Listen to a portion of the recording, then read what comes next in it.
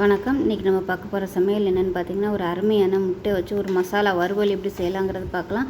ரொம்ப சிம்பிளாக தான் இருக்கும். வெரைட்டி ரைஸ்க்குலாம் ரொம்ப அருமையாக இருக்கும். லஞ்ச் பாக்ஸ் கொடுக்குறதுக்கும் சூப்பராக இருக்கும். வாங்க எப்படி செய்யலாங்கிறத பார்க்கலாம். குக்கரில் ஒரு 5 முட்டை, எண்ணெய், கொஞ்சமாக உப்பு, தண்ணி ஊற்றி நல்லா ஒரு 2 விசில் விட்டு வேக விட்டு எடுத்து வச்சுருக்கேன். வச்சுக்கலாம். பேனில் வந்து தேவையான அளவுக்கு எண்ணெய் விட்டுக்குங்க. எண்ணெய் சூடானது 1 டீஸ்பூன் கடுகு, 1 டீஸ்பூன் சோம்பு சேர்த்துக்கலாம். கரம் மசாலா வேணும்னா நீங்கள் சேர்த்துக்கலாம். இதில் கொஞ்சமாக கருவேப்பிலை சேர்த்துக்கலாம்.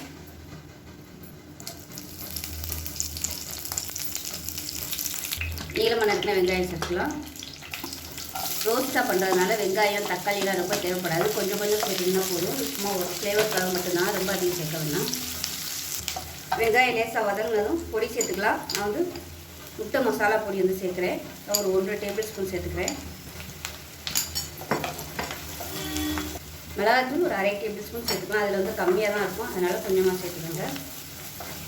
இதில் மஞ்சள் சேர்த்துக்கலாம். கொஞ்சமாக சேர்த்துட்டு இதையும் வதக்கி விட்டுக்கலாம்.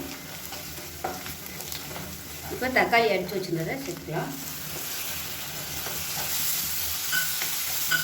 இது கூடவே ஒரு 1/4 டேபிள் ஸ்பூன் இஞ்சி பூண்டு பேஸ்ட் அதையும் சேர்த்து வதக்கி விட்டுக்கலாம். முதல்ல சேர்த்தோம்னா அடி பிடிக்கிறதுனால தான் தக்காளி சேர்த்துட்டு நான் சேர்த்துருக்கேன். இது நல்லா வதங்கி எண்ணெய் பிரிஞ்சு வரட்டும். இது நல்லா வதங்கி ஓரமாக எண்ணெய் விடுது. இப்போ கொஞ்சமாக தண்ணி சேர்த்துக்கலாம். அந்த மசாலாலாம் வேகணும்ல, அதுக்காக தண்ணி சேர்த்துக்கலாம். ஃப்ளாஸ்கில் இருக்க சுடு தண்ணி சேர்த்துருக்கேன். லைட்டாக சூடு பண்ணிவிட்டு சேர்த்துக்கணும். அப்போ உங்களுக்கு டேஸ்ட் நல்லா வரும்.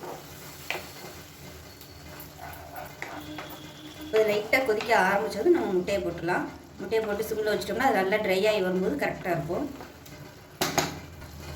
இப்போ பார்த்தீங்கன்னா கிரேவி நல்லா திக்காகிடுச்சு. இதில் வந்து டேஸ்ட் பண்ணி பார்த்துக்கோங்க, உப்பு கரெக்டாக இருக்கான்னு. பத்தலைன்னா இந்த ஸ்டேஜில் சேர்த்துக்கோங்க. எனக்கு கொஞ்சம் உப்பு கம்மியாக இருக்குது, கொஞ்சமாக உப்பு சேர்த்துக்கிறேன். இப்போவே நீங்கள் உப்பு செக் பண்ணிட்டீங்கன்னா உங்களுக்கு கரெக்டாக இருக்கும். இல்லைன்னா அப்புறம் ட்ரை ஆனதுக்கப்புறம் நீங்கள் உப்பு சேர்த்து கலந்தீங்கன்னா முட்டையெல்லாம் உடஞ்சி போகும். அதனால் இப்போவே செக் பண்ணி பார்த்துக்கோங்க. இந்த அளவுக்கு கிரேவியாக இருக்கணும். அப்போ தான் உங்களுக்கு பத்தி வரையில் கரெக்டாக வரும். இப்போ வந்து நம்ம முட்டையை சேர்த்துக்கலாம். இது மாதிரி கட் பண்ண முட்டையை திருப்பி விட்டு சேர்த்துக்கோங்க.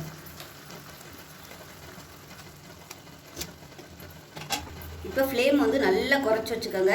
சின்ன பர்னர் இருந்துச்சுன்னா நீங்கள் அதை வந்து சின்ன பர்னரில் தூக்கி வச்சுருங்க. அடுப்பு நல்லா குறைச்சி வச்சுட்டு மூடி வச்சிடலாம். அவ்வளோதான். இது நல்லா ட்ரை ஆகி வரட்டும். கொஞ்சம் நேரம் கழிச்சு முட்டையை திருப்பி விட்டுக்கலாம். இப்போ முட்டையை திருப்பி விட்டுக்கலாம். எல்லா முட்டையும் திருப்பி விட்டுக்கலாம். லெமன் சாதத்துக்கு இந்த மாதிரி ஆனியனோட சேர்த்து சாப்பிடையில சூப்பராக இருக்கும். நீங்கள் வெங்காயம் தக்காளி இல்லாமல் இந்த வெறும் முட்டை மசாலாவை வந்து எண்ணெயில் போட்டு லேசாக ஃப்ரை பண்ணிவிட்டு கொஞ்சமாக தண்ணி ஊற்றி நல்லா கொதிக்க விட்டுட்டு இந்த முட்டையை தூக்கி போட்டிங்கன்னா கூட அதுவும் நல்லாயிருக்கும். அவசரமாக பண்ணும்போது நீங்கள் அந்த மாதிரி பண்ணிக்கோங்க. இன்னுமே வந்து நல்லா ட்ரை ஆகணும். அவ்வளோதான். இது இப்படியே 1 நிமிஷம் இருக்கட்டும். இப்போ எப்படி இருக்குன்னு பார்க்கலாம். பாருங்கள், அருமையான முட்டை மசாலா ரெடி ஆகிடுச்சு. அவ்வளோதான், அமர்த்திடலாம். அதெல்லாம் சூப்பராக நல்லா ட்ரையாக வந்துடுச்சு பாருங்கள். சாப்பிடையில் அந்த ஆனியனோடு எடுத்து சாப்பிட்டோம்னா சூப்பராக இருக்கும்.